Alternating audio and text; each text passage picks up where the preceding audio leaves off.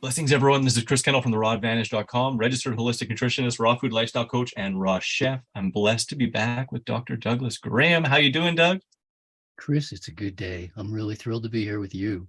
Heck yeah, man. I'm stoked to have you back. And we're going to go deeper into this series we're creating here on I can't do 80-10-10 because sometimes maybe legitimate, maybe illegitimate reasons, excuses mayhaps. What do you think, Doug? We're going into it's so hard socially. People, they say, I can't do 80-10-10. I've heard some people who've even done it and decided not to do it because they say it's just too hard socially. What do you think? I think that succeeding socially is challenging for some people. Yeah. Succeeding socially is a requires a lot of personal growth. Yeah.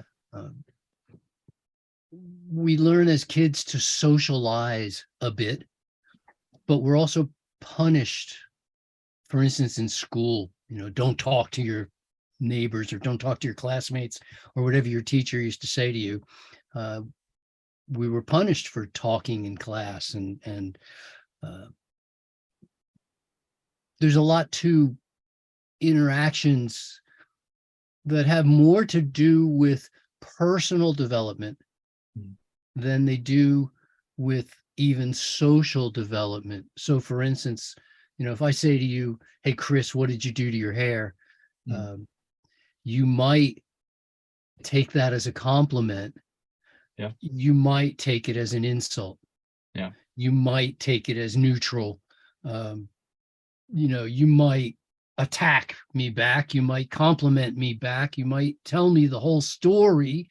You met this, person on a train and eventually you talked and turns out their sister is a hairdresser and you wanted and you met her at, I don't know what the story might be, but it could be any number of so many different possible responses could happen from, hey, Chris, what'd you do to your hair? Yeah. Yeah. You could be defensive. You could be aggressive. And all of these things are things about you.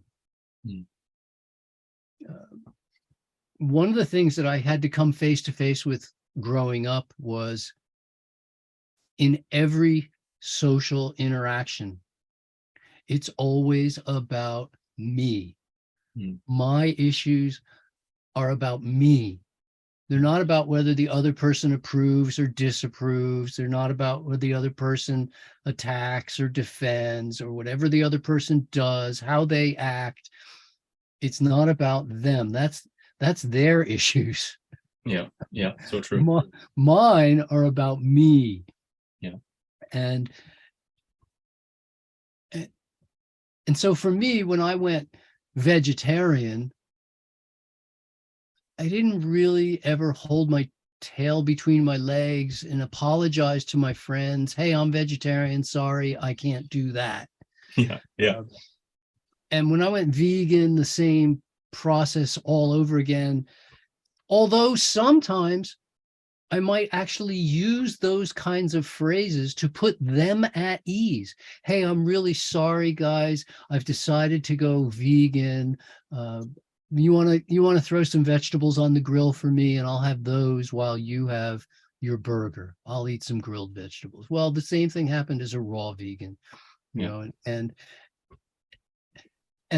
I'm constantly impressed by the people who are really good at putting other people at ease. This to me shows a level of awareness that, like, I go, wow, like I'm just reacting, but they're choreographing, Yeah. And it's like, wow, they're really good. Acting from awareness, right? Acting from awareness rather than just reacting knee jerk. And so is 80-10-10 hard to do socially? I don't know. I never found it to be difficult to do socially. I never found it so. But I understand that where and why some people stumble over some of the challenges that they have to learn to overcome. I mean, if you're going to a party, some holiday thing, you're going to Christmas dinner, Thanksgiving dinner, birthday party, I don't know, a wedding, you're going somewhere and there's going to be food. and you're expecting them to accommodate you as a low-fat raw vegan, you're going to be sadly disappointed. Yeah. They're not going to know how. They're probably not going to want to. They're probably not even going to consider whether, that they needed to. They don't just take everybody's diets into consideration. They're going to deal with the mainstream. Yeah. That's just how it is. But it doesn't mean you can't use your social graces to make it easier for them, to make it easier for you. Mm-hmm. I mean, if I go visit your house, I'm bringing fruit with me. Yeah. Yeah. Because it's a nice gift to give people. Mm-hmm. Maybe in the day, I would have brought something else other than fruit. Mm-hmm. Flowers. Yeah. I don't know. What do people bring? A bottle of wine? Oh, exactly. Yeah. Yeah. I'll just bring grapes instead. It's fun to bring a case of fruit, hey? And then eat half of it. Yeah. Yeah. Absolutely. Yeah. So it made it easier for them, made it easier for you. All is good in the world. I think we need to learn how to put other people at ease, rather than come up with a reason why I can't do this, because we run into the same problem over and over again if we don't solve the problem. Yeah. So I can't do 80-10-10 because other people make it difficult for me socially. Yeah. Well, I can't not smoke because other people make it difficult for me socially. I can't not drink and drive, not do drugs, whatever it might be. I have to be like everybody else, or they're going to make it. I really can't do my fitness program because it's difficult socially for me. I don't want to succeed at my goals. I don't want to be different from the crowd in any way because that makes it difficult for me socially. And I don't agree with this because, in fact, the people who are most famous are different from us. They're different because of the way they think or the way they act or the clothes or their hairdos or whatever it is. But you name famous people are unique in various ways for various things, whatever it might be. And it's their uniqueness that is part of their notoriety and why we look up to them rather than down at them. So the people who are using 80-10-10 as an excuse, and they're going, no, socially it won't work, people will look down at me socially, need to flip that entirely onto its head and go, actually, people will look up to me socially. Mm-hmm. It's kind of like your posture. Yeah. Kind of like your posture.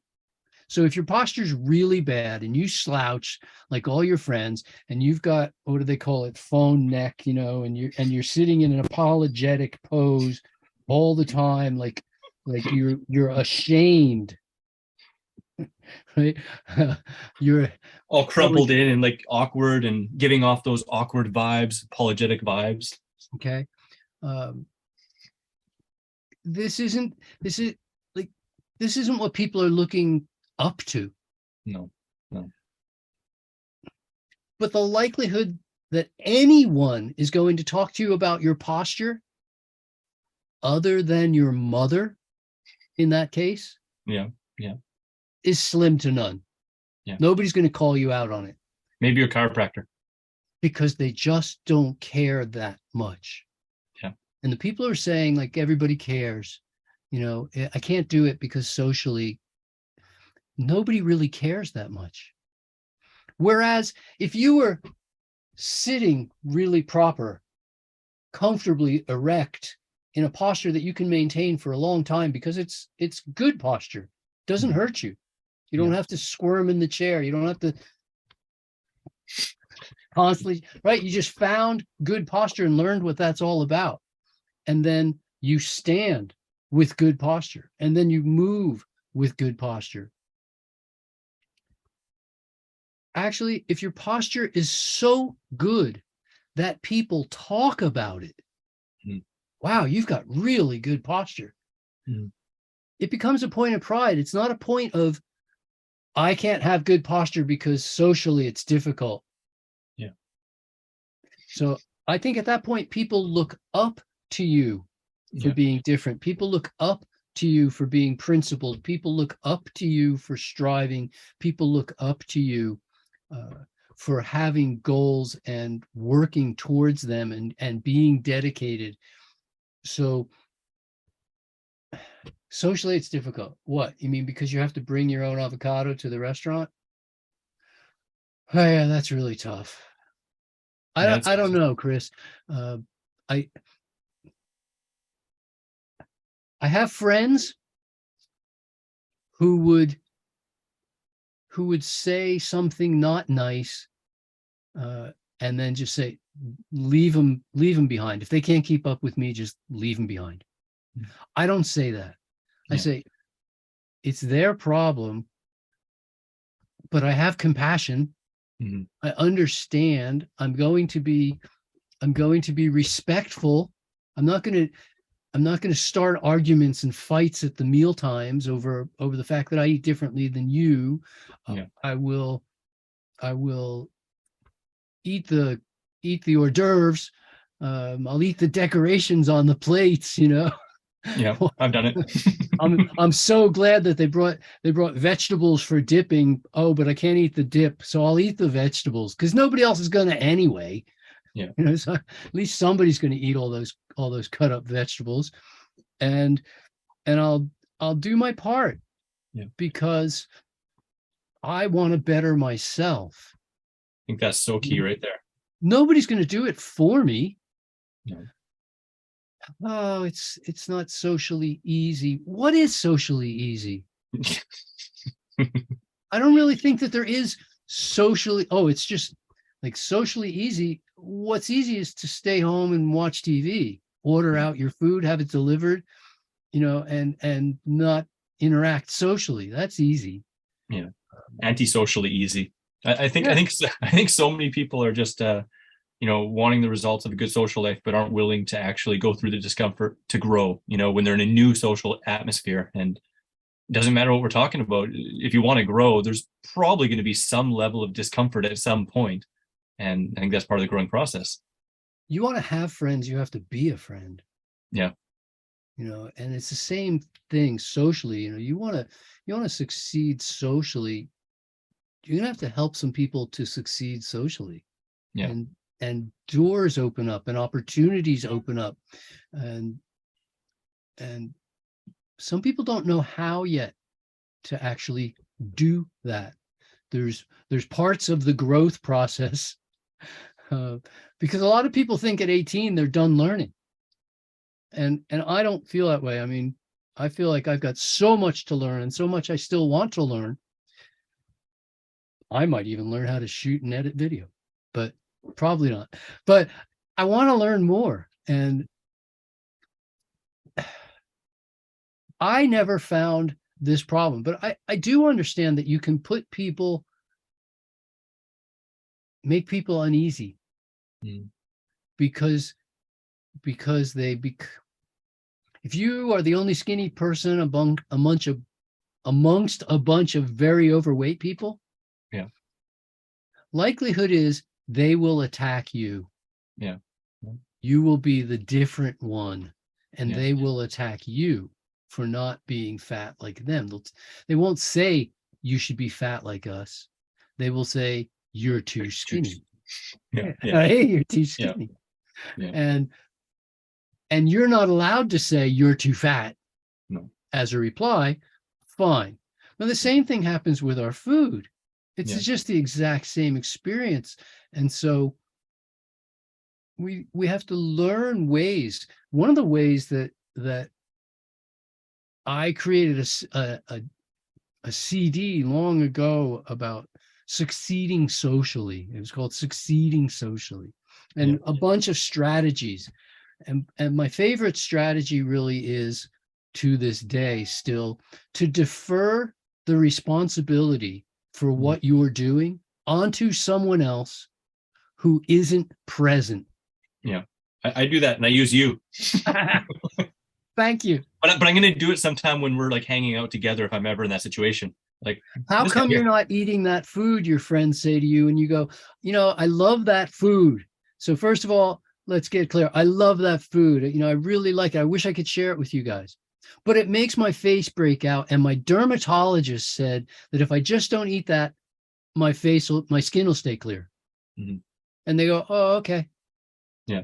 How unfortunate that is for you. I'm going to eat more of that food, whatever it might be. What do you want to have? And then you say, well, whatever it is you want to have. Oh, I just happened to bring a couple this box of fruit. I was hiding it under here my whole time.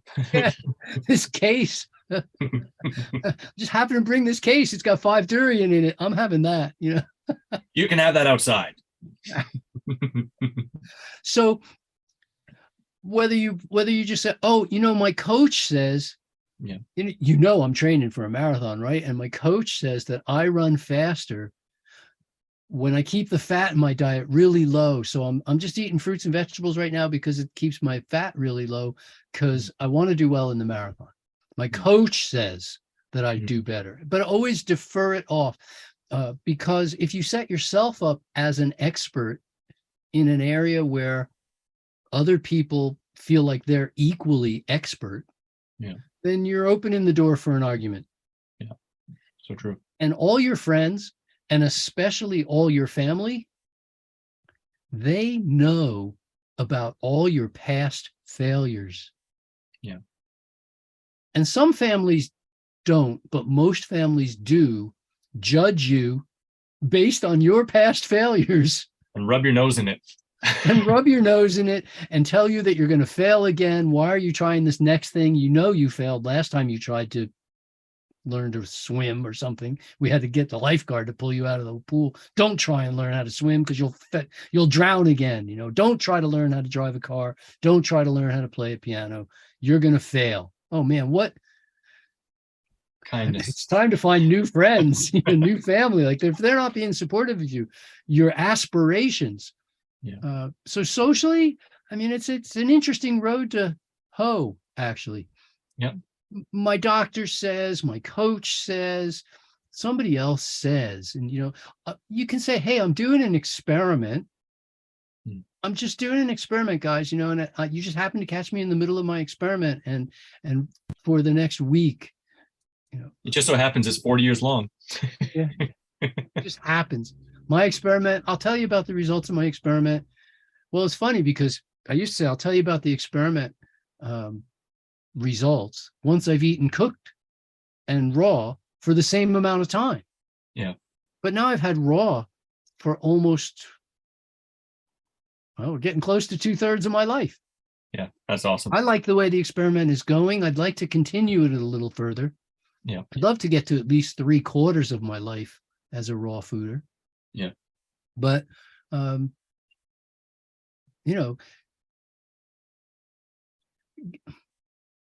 there's an expression, fight fire with fire. Yeah. And that doesn't make sense to me. Fire Burns was the everyone down. problem. Yeah. Yeah. In a sense, they're saying 2 wrongs make a right. Yeah. And I don't think that's the case at all. 2 wrongs don't make a right. So just because somebody attacks you or socially makes things challenging, it's up to you to convert that over. You fight fire with water. Yeah, it's an opportunity, right? It's just such an opportunity. If I'm gonna fight hatred with love, and I'm gonna fight poor social grace with good social grace. Yeah. And set the example that I wish other people would follow. And some will get it and some won't. And I don't have to preach and I don't even have to teach. I can just demonstrate by my example. But I have to be true. And if 80-10-10 is the experiment that I'd like to do, then I'm going to rise to the challenge and learn how to do it, including interactions with other people. And if it means I have to do a little extra work at family gatherings and make a little food, so I make food. I make enough food for myself and everybody else can try it. And usually my food disappears and other people have leftovers. Yeah. So that tells me something. My retribution, I guess. But really, I think I had a mentor years ago named Ron Camp, and he used to he had a multi-level marketing business. So he would tell a lot of people about his multi-level marketing business, and he didn't really care whether you did it or not. Yeah. If you wanted to do it with him, he would help you succeed. But if you didn't want to do it with him, he didn't really care. Yeah. He didn't particularly want you to waste his time. Yeah. Yeah. So if you'd say, oh, come back next week or maybe next month, or, it's really, I put it on the back burner, or, I'm thinking about it, but I'm not really doing it. He would rather you just said, no, I'm not going to do it, Ron. Thanks, but no, I don't want to do it. And then you could say, okay, and move on. And he didn't judge you. It wasn't anything like that. Like I say, he didn't take it personal. There's plenty of people were involved in his business and plenty that weren't. And he liked you either way, just some were in business with him. And the fascinating thing was his expression for it was he would tell you about his business, and he talked about excuse. He said, any excuse will do, really. He said, if you don't want to do this business with me, if you don't want to get into this opportunity with me, as the way he would describe it, just tell me you have to make soup. Stupid. Yeah.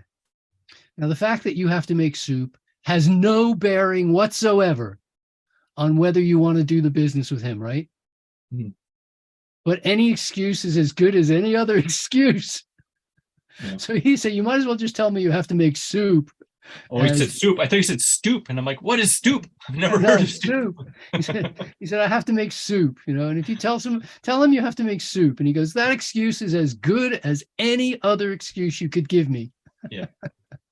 And I kind of feel the same way when I hear people giving me their reasons. It's not for lack of compassion. I have tons of compassion. I understand how some people aren't ready yet. Yeah. And maybe never will be. Yeah. To embrace the changes that I'm making available to them. If they want to learn how to do 80-10-10, I'm happy to help you succeed with that. Yeah. But I don't see the social issues. I mean, people love the fact, well, you get it, I'm sure, as much as I do. Yeah. What did we bring to the powerlifting competition? We went to a powerlifting competition. Everybody's there. They're eating their goo. They're eating their syrups. They're eating bars. They're eating stuff out of bottles, boxes, cans, bags. And we're peeling bananas. Yeah. Eating grapes. Yeah. And people are commenting, wow, that's healthy. That looks good. That's very refreshing to see. You must be healthy. I got a lot of comments. Even just that day. People comment and they go, wow, is that is that the best thing to eat at a powerlifting competition? Like, I don't know what to eat. What should I be eating when I'm here? And I'm going, well, I mean, this has served me well. I qualified for British Nationals on this food. Yeah. As if the food had anything to do with it. It's not really the point, but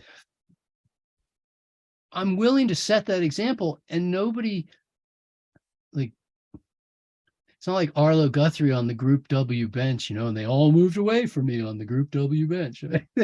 Nobody shunned us for eating fruit. No. It just doesn't work that way. They go, wow, you took the healthy option. Like, wow, it's possible to do that. I didn't realize you could bring fruit onto an airplane. Well, yes, you can bring fruit onto an airplane, and they're perfectly. Nobody disapproves of you eating fruit on an airplane. Yeah. So it's certainly possible to do. Is it harder to bring a bag of grapes onto the plane than it is a McDonald's bag?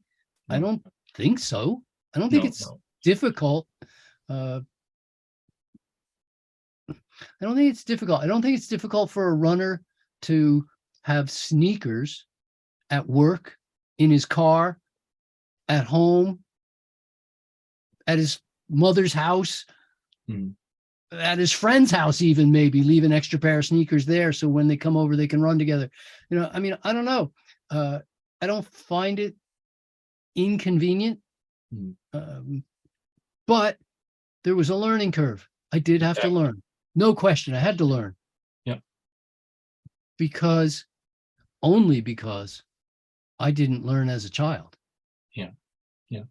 Had I grown up with this reality of low fat raw vegan, then I wouldn't even remember having learned. It just No. would have been how things were. And Second when you nature. go to, when you travel, you put food in the car and you go travel. Yeah. Because you're not going to, when you go for 8 hours down the highway, you're probably not going to find food at fast food places. No. Man, you're not going to find those grapes that you wanted. No, not you don't know what you're going to find ripe and how far off the highway the grocery store is, and you can make it. You can make it easier, right? You can all this stuff. You can just make it easier with a bit of awareness and a bit of practice and a bit of planning. There's an old Arabic saying, "Trust in Allah, but tie up your camel." So what does that one mean? Trust. Well, I mean, I'm an optimist, but I'm still going to bring my own fruit. Yeah, yeah. I'm not going to count on a dinner party having what I need. Yeah. It's not automatic. I mean, I might communicate it even then. If I communicate with them in advance, if you're having a bunch of people over to your house and you're eating standard fare, still some people might call you in advance. Thank you for the invite. We'd love to come to dinner. But Harold's on a low salt diet. The doctor put him on a low salt diet. Could you not cook the food with salt and let people add salt individually? And you would comply with that. You'd say, oh, sure, that's really not a problem. Yeah. Or Harold will call up, and he's going to say, well, the doctor says Maud has diabetes. Is the dessert going to have sugar in it? And you go, and you say whatever you would say, but you would accommodate for Maud because you're accommodating for Maud's doctor and your friendship with Maud and whatever else it is, right? And you would think nothing of these special requests, whatever. I'm allergic to cilantro, right? Yes. I break out in hives if I eat strawberry. Please, could you not make a strawberry upside down cake or whatever it is? And they go, and you go, oh yeah, of course. I've got a friend called me one time. I invited him to dinner. He goes, listen, we were living in the tropics. And he goes, if anything has any avocado in it, I go into anaphylactic shock.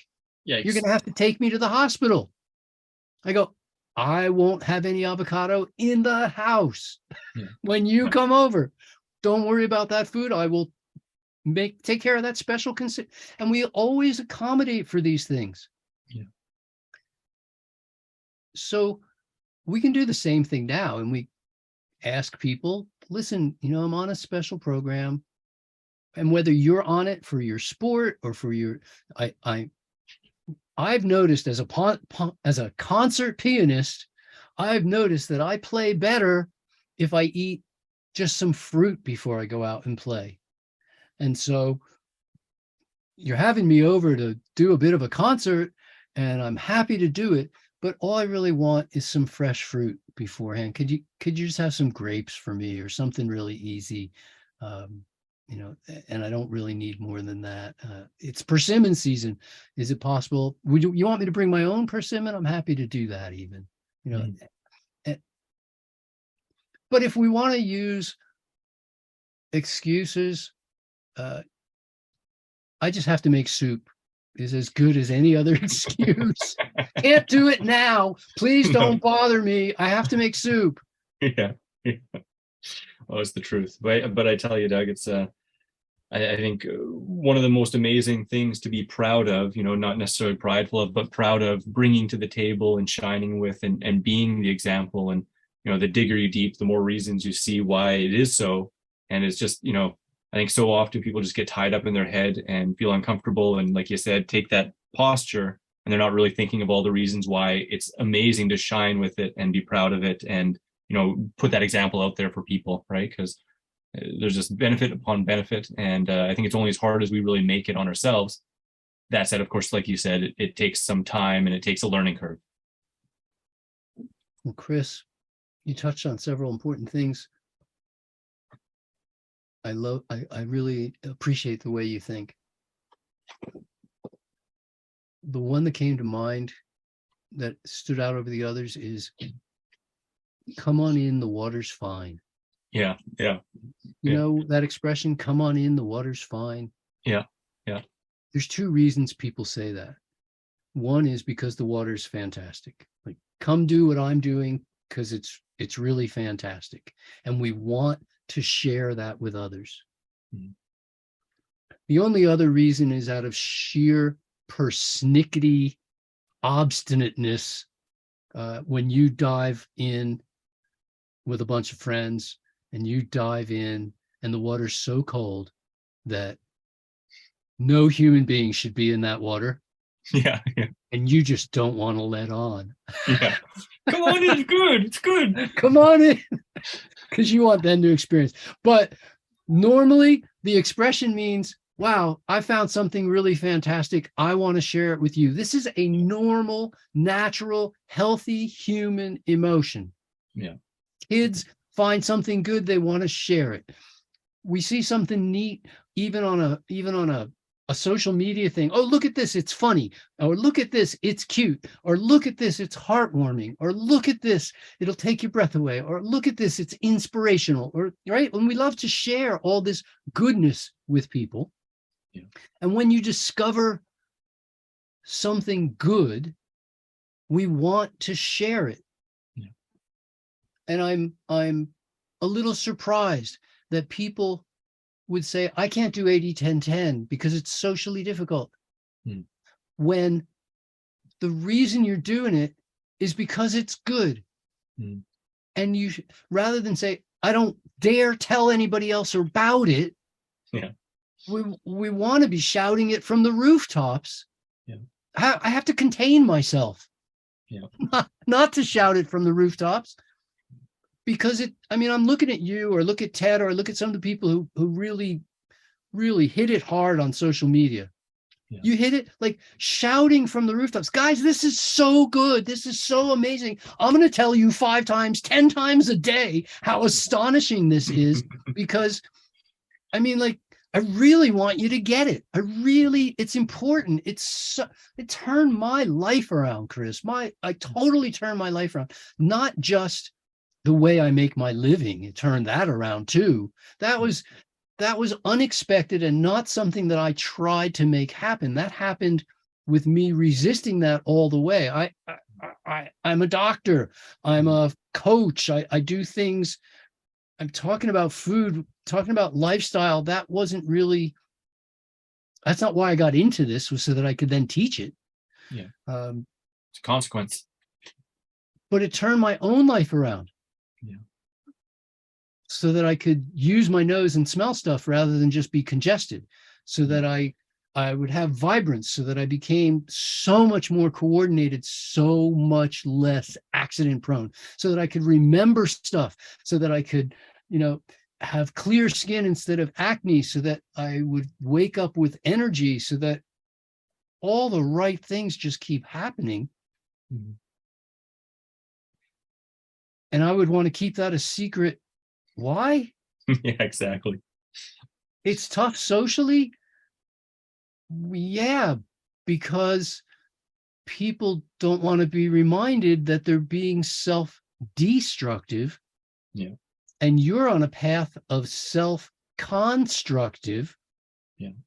And whether you say anything out loud to them or not, your mere existence threatens them, because it makes them introspective to some degree, where they go, oh my God, if Chris is right, eating all that fruit and vegetable, if Doug is right, eating all that fruit and vegetable, what does that make me? Yeah. That makes me self-defensive. And since I don't have a leg to stand on, trying to be self-defensive about a self-destructive lifestyle, the only thing I can do is attack Doug and attack Chris. Yeah. Because I can't defend myself. I can't defend myself for being a lethargic, fat slob, sedentary, overweight, right? Heart disease prone, cancer prone, diabetic prone. I'm on a road of self-destruction, basically. Yeah. I can't defend that. There's no reasonable defense for destroying your environment, destroying our entire societies, while we're destroying ourselves and all becoming dependent on other people to take care of us. Yeah. Because we're not physically well enough to take care of ourselves. I mean, and so instead, let's just attack the people who are providing for us. Let's attack the people who are taking good care of themselves. So, and it's a funny world, right? So, Yeah. okay, this is what we're up against. And yet, man, the water's fine. I want people to come join me. I hope people will come join me with 80-10-10 because it's working so well. It's difficult for me to keep it a secret. Yeah. So I tell people about it. Yeah. I like having effortless bowel function. You know, I like that everything works the way it's supposed to work, and it works just like it did when I was 10, 20, 30, 40, 50, and 60. It all still works just fine. Yeah. And that's so cool. Yeah. 70 used to be old. It's hard for me to think of 70 as old. Yeah. Yeah. No, I hear that, man. I hear that. So, I mean, yeah. Well, I think that's really powerful. You know what? I think succeeding socially is just tough. Yeah. Yeah. No just matter in general. what. No matter what. But this gives you good reasons to succeed socially, you know, and while you're talking, it just kind of led me to feel like, you know, understanding that just brings so much onus on why you do it, you know, like the benefits, and to have compassion towards others who, you know, might be fighting against it, because there's a laundry list of reasons that you gave why they might be, but, you know, they're the ones who need it the most. And so if it's a little bit hard, well, okay, you know, but there's a lot of reason for it. You know, there's a lot of opportunity. There's a lot of benefits to shining that light and hopefully passing that torch on to others. Because I tell you, Doug, without you, I wouldn't be here. And if you didn't, you know, go through the discomfort of sharing with other people, I wouldn't. And I'm sharing that to other people. And that's how the torch is passed and created a bigger bonfire for all of us, right? Sure. And I count on that. Yeah. Well, Doug, I just want to say, you know, I really, really appreciate you so much. And, you know, I recommend everyone check out the 80-10-10 diet and take this on, and, you know that even if things can be a little bit uncomfortable sometimes, whether it's socially or emotionally or, you know, building muscle, as we talked about in the last one a little bit, it's worth it. And that's what growth takes sometimes, right? Absolutely. I mean, the old expression is, in sport, they say no pain, no gain. Yeah. But the original was, without stress, there's no strength. Yeah. Yeah. Obviously, too much stress is distress and it can crush you. Yeah. But you also can't develop any strength in any avenue of life. You can't develop any kind of strength without some stress. Yeah. And the prime example of that are known as hothouse plants. So hothouse flowers especially are very, very delicate. They didn't even have wind. And so the stems are weak. Yeah. The petals, the pressure, the hydrostatic pressure is a very delicate balance. And if it gets the tiniest change in temperature, the plant can't maintain itself. You know, it's used to this absolutely no stress. Yeah. And that is not how we become strong, functional, productive people. We have to subject ourselves to a little bit of stress. In sport, we call it training. Yeah. And then we recover. And then we add stress again, and we call it training. And we're not looking for so much that we get hurt. We're not overtraining. But there's got to be some challenges to rise to in life where life is very, very dull, gets really boring really fast without some challenges, which we tend to call goals, you know, something we're working towards. And to me, this is important, including becoming better at my social graces. Awesome. Well, I hope this really helps a lot of people out there, because I think it's a really huge one. And, you know, a shift in perspective and utilizing all the tools that have been put forth in this video, I think, can help people a lot. So thanks again, Dr. Graham, and stoked to go Chris, into I appreciate you another. very much. I appreciate this opportunity to reach out to people, to spend time with you. Always. And also I appreciate all the efforts that you're doing to make the world a better place, and I congratulate you. Thanks, brother. You too. Absolutely. So everyone check out foodandsport.com. Definitely read the 80-10-10 diet. Stay tuned for another installment in this series. Sure. And I just want to tell everybody to up your health and up yours too, Chris. Thank you. I love it. Providing clarity on 80-10-10 with Dr. Douglas Graham. Ooh, don't forget to check out my raw recipes playlist in the top left, the video just for you in the top right, subscribe for more videos in the bottom right, and get your 3 free ebooks in the bottom left. Grab your free raw recipe app available on iPhone and Android with over 100 free raw recipes, common fruit and vegetable calorie breakdown, frickin' raw food combining chart, shopping cart function, and so much more.